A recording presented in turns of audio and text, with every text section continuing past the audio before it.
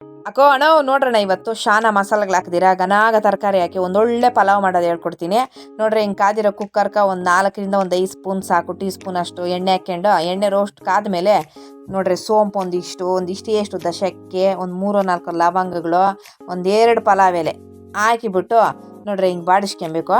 ಈ ಬಾಡಿಸ್ಕೊಂಡಿದ್ದಾದ್ಮೇಲೆ ಶುಂಠಿ ಬೆಳ್ಳುಳ್ಳಿ ಪೇಸ್ಟ್ ಹಾಕಲ್ಲ ನಾನು. ನೋಡ್ರಿ ಹಿಂಗೆ ಬೆಳ್ಳುಳ್ಳಿಗಳು ಹಾಕ್ತೀನಿ, ನಾಟಿ ಈರುಳ್ಳಿಗಳು ಹಾಕ್ತೀನಿ.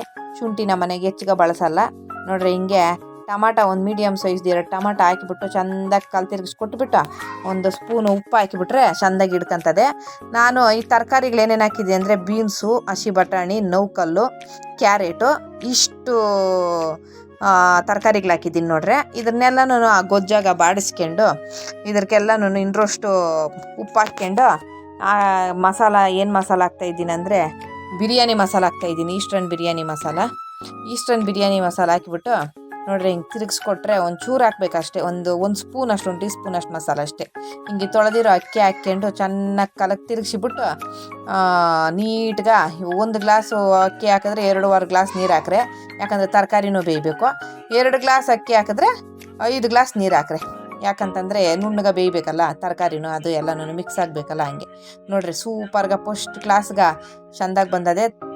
ಮಸಾಲೆಗಳು ಜಾಸ್ತಿ ಹಾಕಿದ್ರೆ ಪಲಾವ್ ಟೇಸ್ಟೇ ಹೊಲ್ಟೋಗ್ತದೆ.